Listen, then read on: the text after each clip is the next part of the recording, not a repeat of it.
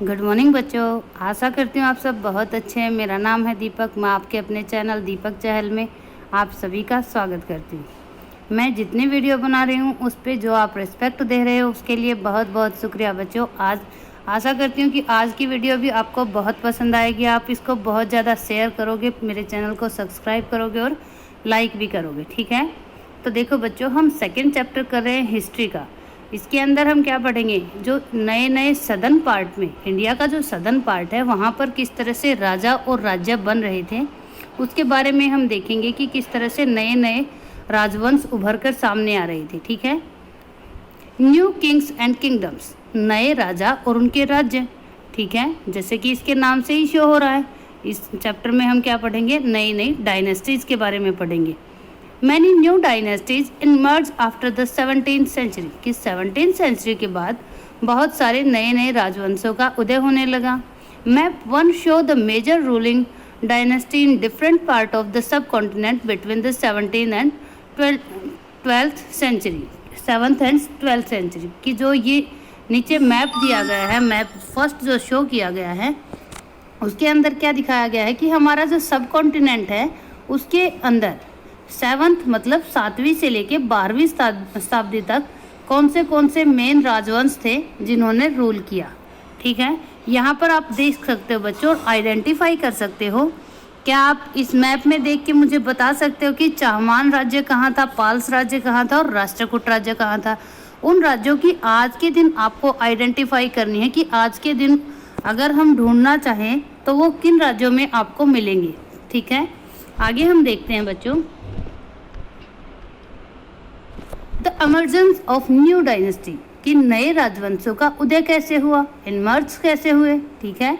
Bye the 7th century there were big landlords and warrior chief in different regions of the subcontinent, की 17th century के अंदर क्या था, बड़े बड़े लैंडलॉर्ड्स थे, बड़े बड़े वॉरियर चीफ थे। हमारा जो सब कॉन्टिनेंट है, इंडियन सब कॉन्टिनेंट, इनके डिफरेंट पार्ट्स में, ठीक है। Existing kings often acknowledged them as their subordinate और सामंत, और जो किंग थे वो उन्हें किस रूप से जानते थे, सहायक के रूप में जानते थे या सामंत के रूप में जानते थे, ठीक है। सहायक और सामंत पता है ना बच्चों क्या होता है, जो राजा की हेल्प करता है, ठीक है। They were expected to bring gifts, उनको क्या एक्सपेक्ट किया जाता है कि वो गिफ्ट लेके आएंगे, फॉर देयर किंग्स, उनके किंग्स के लिए, और ओवरलॉर्ड या फिर जो उनके ऊपर पदवी में उनसे ऊपर है उनके लिए वो गिफ्ट लेके आएंगे, ठीक है। Be present at there courts, और उनके दरबारों के अंदर उपस्थित रहेंगे। And provide them with military support, और जब ज़रूरत पड़ेगी, जब वार का टाइम होगा तो वो उन्हें मिलिट्री सपोर्ट भी देंगे, ठीक है। As samanta gain power and wealth, जैसे जैसे जो सावंत थे वो पावर को गेन करने लगे और पैसों को गेन करने लगे, मतलब वो वेल्दी होने लगे। दे डिक्लेयर्ड देमसेल्फ टू बी महासामंत, उन्होंने अपने आप को क्या डिक्लेयर कर दिया कि अब वो सावंत नहीं रहे, अब वो महासामंत हो गए हैं, मतलब अब बड़े जमींदार हो गए हैं। महामंडलेश्वर या फिर महामंडलेश्वर भी एक क्या होता है बच्चों, पदवी होती है, एक टाइटल होता है जिसका मतलब होता है the great Lord of the circle और रीजन, किसी बड़े घेरे का या किसी बड़े रीजन का ग्रेट लॉर्ड होना, बहुत बड़ा आदमी होना, एंड सो ऑन, और इसी तरह के और टाइटल वो लेने लगे। Some time they asserted their independent from their overlords, कई बार उन्होंने क्या किया, जो उनके ऊपर ओवरलॉर्ड से, उनसे पदवी में ऊंचे थे या फिर राजा थे, उनसे क्या कर लिया, उन्होंने अपनी इंडिपेंडेंस को एक्सरेट कर लिया, ठीक है। तो देखो बच्चों, ऑन सच इंटेंस, इस तरह के उदाहरण हमें कहाँ मिलते हैं, was that of the Rashtrakuta in Deccan के अंदर अगर हम राष्ट्रकूट की बात करें तो हमें इस तरह के उदाहरण मिलते हैं। Initially they were subordinate of Chalukya, कि वो पहले क्या थे, चालुक्य के सबॉर्डिनेट थे, मतलब सामंत थे। ऑफ कर्नाटक, जो कहाँ थे, कर्नाटक के अंदर थे। In the middle 8th century, 8वीं शताब्दी के मिड में क्या हुआ, दंतीदुर्ग नाम है बच्चों आदमी का, ठीक है। और राष्ट्रकूट चीफ, जो राष्ट्रकूट चीफ था overthrow his Chalukya overlords and performed a ritual called हिरण्यगर्भा। उसने क्या किया, जो उनके राष्ट्रकूट चीफ थे उनको ओवरलोड कर दिया, जितने भी ओवरलोड थे उनको ओवरथ्रो कर दिया, मतलब उनकी जो सत्ता थी उनको मानने से मना कर दिया। और एक रिचुअल की एक रीति होती है, रीति रिवाज होता है, वो किया, जिसको किस नाम से जाना जाता है, हिरण्यगर्भा के नाम से जाना जाता है। हिरण्यगर्भा का लिटरली मीनिंग क्या होता है बच्चों, गोल्डन वर्म होता है। मतलब गोल्डन वर्म का मतलब क्या हुआ बच्चों, सोने का गर्भ। ठीक है, उसका क्या मतलब हुआ कि अगर वो अनुष्ठान किया जाएगा तो किसी भी जाति के आदमी को क्या माना जाएगा, एक अक्षत्रिय माना जाएगा, चाहे उसकी कास्ट कुछ भी हो। ठीक है, When this ritual is performed with the help of Brahmins, जब ये रिचुअल की जाती है ब्राह्मण्स की हेल्प के साथ, it was thought to lead to the rebirth, यह सोचा जाता है कि उस आदमी का रीबर्थ हुआ है। ठीक है, of the sacrifice, किसके अंदर, एज अ अक्षत्रिय, एक अक्षत्रिय की तरह उसका रीबर्थ हुआ है। उसकी कास्ट पहले चाहे कुछ भी हो, जब हिरण्यगर्भा नाम का जो रिचुअल है वो किया जाएगा, उसके बाद उसको क्या माना जाएगा बच्चों, अक्षत्रिय माना जाएगा। ठीक है, तो आगे हम देखते हैं, even if he was not one by birth, कि यहाँ तक कि अगर वो बर्थ से अक्षत्रिय नहीं है तब भी उसको क्या माना जाएगा बच्चों, अक्षत्रिय माना जाएगा। ठीक है, इन अदर केसेस, दूसरे केसेस में, man from interpreting families using their military skill to carve out kingdoms, कि कुछ अन्य उदाहरण भी मिलते हैं जो उद्यमी परिवार के लोगों के, पुरुषों के हैं, जिन्होंने अपने सैन्य कौशल के आधार पर राजशाही को कायम किया।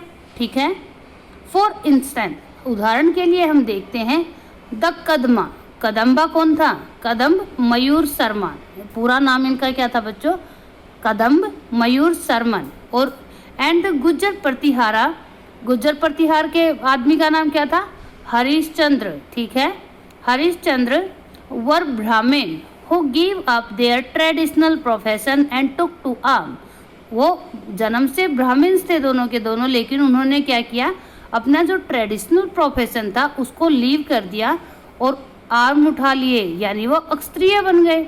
ठीक है, successfully establish kingdom in Karnataka and Rajasthan respectively, उन्होंने क्या किया, सक्सेसफुली अपने किंगडम को चलाया। कर्नाटक का किसने, कदम्ब ने, और जो हरिश्चंद्र थे उन्होंने कहाँ का, राजस्थान का। ठीक है, अब हम देखते हैं कि उनके राज्य में प्रशासन किस तरह से चलता था। Administration in the kingdoms, kingdoms के अंदर एडमिनिस्ट्रेशन किस तरह से चलाया जाता था। ठीक है, many of these new kings adopted high sounded titles such as maharajadhiraja, जो नए शासक बने थे, जो नए किंग्स बने थे, उन्होंने बड़े बड़े टाइटल को अडॉप्ट कर लिया, जैसे महाराजाधिराज, जिसका मतलब क्या होता है, ग्रेट किंग, मतलब जो किंग होते हैं उनसे भी ऊपर जो होता है महाराज बोला जाता है उसको। ठीक है, त्रिभुवन चक्रवर्धन, त्रिभुवन चक्रवर्धन का मतलब क्या, चक्रवर्तीयन का मतलब क्या होता है बच्चों, ये चक्रवर्ती ही है। ठीक है, लेकिन क्योंकि साउथ की तरफ है इसलिए इसको चक्रवर्ती की जगह चक्रवर्तीन बोला जाता है। ठीक है बच्चों, तो तीनों भुवन के ऊपर जो स्वामी होता है, तीनों भुवन का मतलब पता है ना बच्चों आपको। ठीक है, अगर पता है तो कमेंट बॉक्स में बताना। ठीक है, एंड सो ऑन, और इसी तरह के और टाइटल वो अपनाते थे। However in spite of such claim, यद्यपि ये जो जिस तरह के क्लेम्स कर रहे थे, they often share power with their samanta, वो क्या करते थे, अपने सामंतों के साथ अपनी पावर को शेयर करते थे। ठीक है, मतलब उनके इतने सारे दावों के बावजूद उनको किसकी हेल्प लेनी पड़ती थी, अपने सामंतों की हेल्प लेनी पड़ती थी, वो उनके साथ अपनी पावर को शेयर करते थे। ठीक है, as well as with association of peasants, traders and Brahmins, और इसके साथ ही किन लोगों की हेल्प लेते थे वो, पीजेंट्स की, ट्रेडर्स की और ब्राह्मण्स की। ठीक है बच्चों, तो यहाँ तक आप लोगों को सब कुछ क्रिस्टल क्लियर हो गया होगा। आशा करती हूँ कि आपको मेरी वीडियो बहुत पसंद आ रही है। ठीक है। अगर आपको किसी भी तरह का कोई डाउट है तो आप मुझे कमेंट बॉक्स में बता सकते हो बच्चों, ठीक है। In each of these state, इन सभी स्टेटों में resources were obtained from the produce, जो रिसोर्सेज हैं वो कहाँ से, संसाधन जो हैं वो कहाँ से इकट्ठे किए जाते थे बच्चों, आगे बताया जाएगा। दैट इज पीजेंट्स, वो किसके द्वारा होते थे, पीजेंट्स के द्वारा होते थे, जो कृषक वर्ग था उसके द्वारा होते थे। कैटल कीपर, और जो कैटल कीपर करते थे मतलब जो कैटल्स को कीप करते थे, रखते थे, पशुपालन करते थे। आर्टिशियन, और जो कारीगर होते थे उनके पास ही तो रिसोर्स होंगे ना बच्चों। जैसे अगर हमें अन्न चाहिए है तो कहाँ से, पीजेंट से लेना पड़ेगा। अगर हमें दूध चाहिए तो कहाँ से, कैटल से लेना पड़ेगा। अगर हमें किसी साज सज्जा की कोई चीज़ चाहिए तो किससे लेनी पड़ेगी, आर्टिशियन से लेनी पड़ेगी, कारीगरों से लेनी पड़ेगी, ठीक है। हु वर ऑफ्टन परस्यूड और compelled to surrender part of which they produce, कई बार उनको क्या करना पड़ता था, उनको अक्सर अपने उत्पादों का एक हिस्सा देना पड़ता था, वो बाध्य होते थे उसको देने के लिए, ठीक है। कंपेल होते थे, प्रेशर किया जाता था उनको, ठीक है। Sometime these were claimed as rent, और कई बार इसको किस रूप में लिया जाता था, लगान के रूप में वसूल किया जाता था। ड्यू टू अ लैंडलॉर्ड, क्यों, किसको दिया जाता था, लैंडलॉर्ड को दिया जाता था। Who assert that his want the land, वो जो ये दावा करता था कि जो ये सारी भूमि है इसके ऊपर किसका प्रभुत्व है, लैंडलॉर्ड का प्रभुत्व है, ठीक है। Revenue was also collected from traders, और ट्रेडर्स से क्या लिया जाता था, रेवेन्यू लिया जाता था, टैक्स लिया जाता था, ठीक है बच्चों। यहाँ पर आपको 400 टैक्सेस दिखाई दे रहे हैं। ये एक इंस्क्रिप्ट का एक पार्ट है बच्चों, जहाँ पर दिखाया गया है कि जो चोला वंश था उसमें कितनी तरह के टैक्सेस लागू किए जाते थे उस टाइम, ठीक है। These resources were used to finance the king's establishment, ये जो रिसोर्सेज हैं किसको फाइनेंस करते थे, किसको आर्थिक आधार प्रदान करते थे, जो किंग्स का एस्टेब्लिशमेंट थी, जो किंग का साम्राज्य था उसको स्थापित करने के लिए। As well as for the construction of temple and fort, और साथ साथ जो टेम्पल बनाए जाते थे, जो फोर्ट बनाए जाते थे, उनके लिए भी पैसा प्रोवाइड करते थे, ठीक है। They were also used to fight war, इनका प्रयोग वार को फाइट करने के लिए भी होता था। बता सकते हो बच्चों किस तरह से होता था, तो देखो बच्चों, अगर फाइट है, कहीं पर भी वार होता है तो उसके लिए बहुत सारे पैसे की ज़रूरत होती है, क्यों, क्योंकि सोल्जर्स को पे तो करना पड़ेगा, ठीक है। तो वो कहाँ से होता था, ये रिसोर्सेज होते थे, इन्हीं से इकट्ठा किया जाता था। Which were in turn expected to lead to acquisition of wealth, जिसके अगर वार करेगा तो क्यों करेगा, ताकि उसको इससे ज़्यादा वेल्थ मिल सके, इससे ज़्यादा एक्सपेक्ट करेंगे वो कि जहाँ वो कर रहे हैं, वार कर रहे हैं, वहाँ से उन्हें और भी ज़्यादा धन मिलेगा। In the form of plunder, plunder क्या होता है बच्चों, जब एक राज्य दूसरे राज्य पर अधिकार कर लेता है तो वहाँ की जितनी संपदा होती है, जितना धन होता है, उसके ऊपर जो विनिंग कंट्री होता है उसका प्रभुत्व हो जाता है, उसी को प्लंडर बोला जाता है। हम देसी भाषा में इसको क्या बोल देते हैं बच्चों, लूट बोल देते हैं, ठीक है। And access to land as well as trade routes, और उनकी एक्सेस हो जाती है, उनका प्रभुत्व हो जाता है लैंड के ऊपर, वहाँ लैंड से भी रेवेन्यू आएगा, और जो ट्रेड रूट्स होते हैं उनके ऊपर भी उनका एक्सेस हो जाता था, उनकी पहुँच हो जाती थी, ठीक है। The functionary of the collecting revenue were generally recruited from influential families, जो फंक्शन करते थे, जो आदमी होते थे, जो नौकरशाह होते थे, जो बेसिकली क्या करते थे, रेवेन्यू कलेक्ट करते थे, वो कौन होते थे बच्चों, बहुत ही प्रभावशाली फैमिलीज से होते थे। And position were often hereditary, और जो उनकी पोजीशन थी वो कैसे होती थी, हेरेडिटरी होती थी, मतलब एक पहले दादा हैं, उसके बाद पापा, उसके बाद आपका नंबर, ठीक है। तो देखो बच्चों, this was true about the army as well, और यही बातें किसके लिए भी ठीक सच होती थी, आर्मी के लिए भी सच होती थी। मतलब आर्मी में जो हायर पोस्ट पे होता था उसका लड़का भी हायर पोस्ट पे होता था। In many cases close relative of the king held these position, कई केसों में देखा गया है कि इस तरह की पोजीशन को कौन लेता था, जो किंग का रिलेटिव होता था या आसपास के लोग होते थे वो, ठीक है। प्रशस्तीज एंड द लैंड ग्रांट्स, कि प्रशस्ति क्या होती हैं, किसी का गुणगान करना प्रशस्ति कहलाता है, और लैंड ग्रांट का मतलब भूमि को दान में दे देना, ठीक है।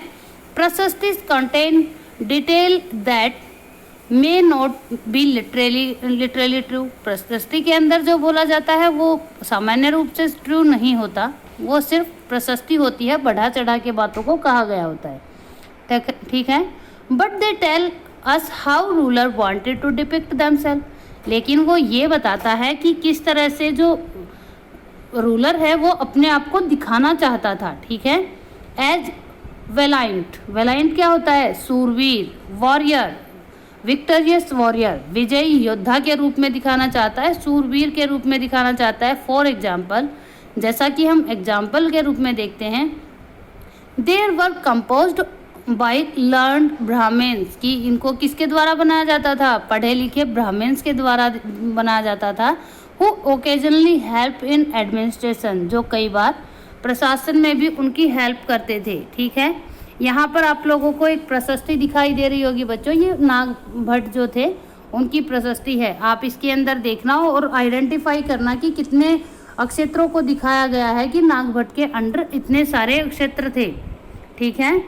Kings often rewarded Brahmins by grant of land, kings क्या करते थे, ब्राह्मण्स को लैंड ग्रांट कर देते थे, जो प्रशस्ति लिखते थे उसके पुरस्कार के रूप में, ठीक है, रिवार्ड के रूप में, ठीक है।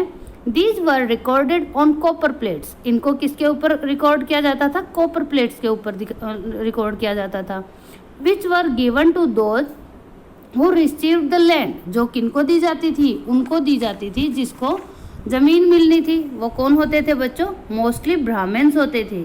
तो यहाँ पर बताया गया है कि जो भूमि दी जाती थी उसके साथ साथ क्या दिया जाता था, what was given with the land, कि लैंड के साथ साथ क्या दिया जाता था। आपको ये पढ़ना है और आइडेंटिफाई करना है कि किस तरह से उस टाइम लैंड का मेजरमेंट होता था, किस तरह से वहाँ की जो भूमि थी उसको दिखाया जाता था, ठीक है। Unusually for the 12th century, 12th century के अंदर, 12वीं शताब्दी के अंदर हम देखते हैं बच्चों, was a long Sanskrit poem contains the history of kings who ruled over Kashmir, Kashmir के शासकों ने की हिस्ट्री को कंटेन करके रखा गया है 12th सेंचुरी की, किसके अंदर, एक लॉन्ग संस्कृत पोइम के अंदर। It was composed by an author named Kalhana, ये किसके द्वारा लिखी गई है, कल्हड़ नाम के एक पोइट के द्वारा लिखी गई है। ही used a variety of sources, उसने बहुत तरह के सोर्सेज की हेल्प ली। इंक्लूडेड इंस्क्रिप्शंस, जो इंस्क्रिप्शन मौजूद थी उनकी हेल्प ली। डॉक्यूमेंट्स, जो डॉक्यूमेंट्स उनके पास थे उनकी। आई विटनेसेज, जो आई विटनेस, जो गवाह थे उस टाइम की क्या क्या किया है, हिस्टोरियन जो वहाँ के राजाओं ने किस तरह से काम किया है उन चीज़ों का। एंड अर्लियर हिस्ट्रीज, और जो उनके पूर्वजों की अर्लियर हिस्ट्रीज थी उनको रिव्यू किया है। टू राइट हिज अकाउंट्स, अपने अकाउंट्स लिखने के लिए, ठीक है। Unlike the writers of prashastis, he was often critical about ruler and their policies, जो अलग प्रशस्तियों के लेखक जो होते हैं वो विभिन्न प्रकार के शासकों और उनकी नीतियों के बारे में आलोचनात्मक रूप को दिखाते हैं, ठीक है। जो क्रिटिकल का मतलब क्या होता है बच्चों, आलोचनात्मक, मतलब वो आलोचना नहीं करते उनकी। अगर अब मैं आप लोगों को एक एग्जाम्पल बताती हूँ बच्चों, आपको पता हो 7th सेंचुरी में जो नदन पार्ट था, नदन जो पार्ट था इंडिया का, वहाँ पर हर्षवर्धन नाम का एक राजा होता था, आप लोगों ने 6th क्लास में पढ़ा होगा। उन्होंने अपने आप को दिखाया था कि वो कभी हारे नहीं थे, लेकिन जैसे हम रिवील करते हैं पुलकेशियन सेकंड को, तो हमें पता चलता है कि पुलकेशियन द्वितीय जो हैं उन्होंने नर्मदा नदी के किनारे पर हर्षवर्धन को हराया था, लेकिन हर्षवर्धन ने ये बात रिवील नहीं की। इसी तरह से जो पुलकेशियन द्वितीय थे उनको नरसिंह द्वितीय ने हराया था, लेकिन उन्होंने भी सिर्फ अपनी विक्ट्रीज को दिखाया, अपने डिफीट को रिवील नहीं किया। इस तरह से हमें पता चलता है कि जो प्रशस्ति होती है उनके अंदर क्या दिखाया जाता है, सिर्फ वही दिखाया जाता है जो रूलर अपने आप को दर्शाना चाहता है। ठीक है। वारफेयर फॉर वेल्थ, तो वारफेयर क्यों होंगे, धन के लिए ही होंगे। अगर वार होता है तो धन के लिए ही होता है बच्चों। ठीक है। You may have notice that each of these ruling dynasty was based in a specific region. आप सभी को पता है कि जो डायनेस्टी होती थी वो एक स्पेसिफिक रीजन में होती थी, ऐसे नहीं कि कहीं पर भी जाके हो जाती थी। एक पर्टिकुलर उनका रीजन होता था। जैसे हमने पिछले मैप में देखा कि चाहमान का कौन सा रीजन था, राष्ट्रकूट्स का कौन सा था और पाल्स का कौन सा था। ठीक है। At the same time they try to control other areas, और उसी टाइम वो क्या करते थे, दूसरे एरिया को कैप्चर करने की कोशिश करते थे।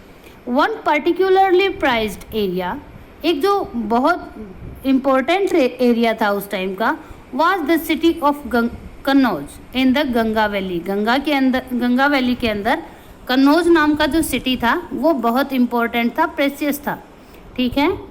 4 centuries ruler belong to Gujar Pratihara Rashtrakuta and Pala dynasty fought for control over Kannauj. ये तीनों जो डायनेस्टी थी, गुजर प्रतिहार, राष्ट्रकूट और पाल, इनमें बार बार कॉन्फ्लिक्ट होता था, युद्ध होता था। किस लिए, कन्नौज को कंट्रोल करने के लिए। Because there were 3 parties in this long drawn conflict. जो ये लंबा चलने वाला द्वंद्व था, जो ये युद्ध था, इसमें 3 पार्टियां इन्वॉल्व थी। Historian often describe it as the tripartite struggle. इसको क्या बोला जाता था, इसलिए हिस्टोरियंस ने इसको क्या नाम दिया बच्चों, त्रिपक्षीय संघर्ष। मतलब जो 3 पक्षों के बीच में संघर्ष हो, जो वार हो 3 पार्टीज के बीच में। ठीक है। As we will see rulers also try to demonstrate their power and resources by building large temple.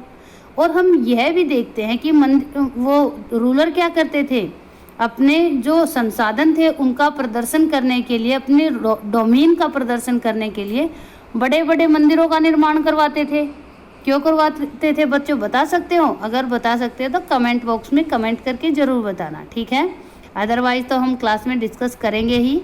So when they attack one another's kingdom, इसलिए जब वो एक दूसरे की किंगडम के ऊपर अटैक करते, they often choose the target temple. वो क्या टारगेट फिक्स करते थे, टेम्पल्स को, which were sometime extremely rich, जो कई बार बहुत ज़्यादा रिच होते थे। You will read more about this in chapter 5। इसके बारे में आप चैप्टर 5 में डिटेल में पढ़ोगे। One of the best known of such ruler is sultan Mohammad of Ghaznavi.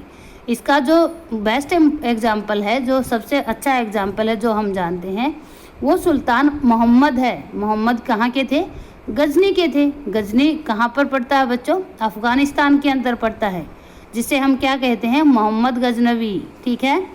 He ruled from 1997 to 1030। उन्होंने क्या किया, 999 से लेके 1030 तक गजनी पर रूल किया एंड एक्सपेंडेड कंट्रोल, और उन्होंने अपना कंट्रोल बढ़ा दिया over part of central area. कहाँ पर, सेंट्रल एरिया के अंदर। ठीक है। Iran and north east part of the subcontinent, और जो हमारे सब कॉन्टिनेंट का नॉर्थ वेस्ट पार्ट है। नॉर्थ वेस्ट पार्ट कौन सा है बच्चों, पाकिस्तान वाला। ठीक है। पाकिस्तान अफगानिस्तान वाला, ये भी तो इंडियन सब कॉन्टिनेंट का ही पार्ट है ना। ठीक है। तो इसके अंदर देखो बच्चों, उन्होंने क्या किया, he raided the subcontinent almost every year. वो क्या करता था, रेड करता था सब कॉन्टिनेंट के ऊपर हर साल। मतलब आया, लूटपाट की और चला गया। ठीक है। His target was wealthy temple, और उनके टारगेट क्या होते थे, जो धनी टेम्पल होते थे वही होते थे, including that of the Somnath Gujarat. जो सबसे फेमस कौन सा है बच्चों, जो सोमनाथ का हुआ था गुजरात के अंदर। ठीक है। जो सोमनाथ मंदिर का के बारे में पता है ना, मोहम्मद गजनवी ने उनको 17 बार लूटा था। ठीक है। Much of the wealth Mohammad carried away was used to create a splendid capital city in Ghaznavi. वो जो धन यहाँ से लूट के लेके जाता था किस लिए यूज होता था? जो स्प्लेंडेड एक बहुत शानदार कैपिटल बनानी थी गजनी के अंदर। यहाँ से आया, पैसे लूट के लेके गया और गजनी के अंदर एक अपनी कैपिटल बनाई, बहुत सुंदर। ठीक है। He was interested in finding out more about the people he conquer. और वो बहुत इंटरेस्टेड थे ये जानने के लिए, उन पीपल्स के बारे में जानने के लिए जिन लोगों को वो जीतते थे। जिन लोगों को जीतने का मतलब क्या है? जिस रीजन पे वो अधिकार कर लेते थे या जीत लेते थे। ठीक है। एंड अनट्रस्टेड अ स्कॉलर, और उनका एक बहुत ही ट्रस्टेड स्कॉलर था जिनका नाम क्या था? अल-ब्रूनी। अल-ब्रूनी को उन्होंने क्या किया? To write an account of the subcontinent, कि जो ये सब कॉन्टिनेंट है, जो इंडियन सब कॉन्टिनेंट है, इसके बारे में एक व्याख्यान लिखो, एक लेखा जोखा बनाओ। अकाउंट का मतलब क्या होता है? लेखा जोखा। ठीक है। तो द अरबियन वर्क, जो अरबियन वर्क था, अरबियन में लिखी गई थी, नोन एज द किताब अल हिंद, उसको क्या नाम दिया गया? किताब अल हिंद, जिसका हिंदी वर्जन क्या होता है बच्चों? हिंद की किताब। ठीक है।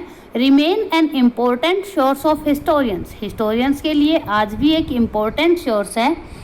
He consulted Sanskrit scholar to prepare his account, उसने क्या किया? जो संस्कृत के विद्वान थे उनसे भी परामर्श लिया, उनसे भी सलाह मशवरा किया। ठीक है। Other king was engaged in warfare including the Chahamana, later known as the Chauhans.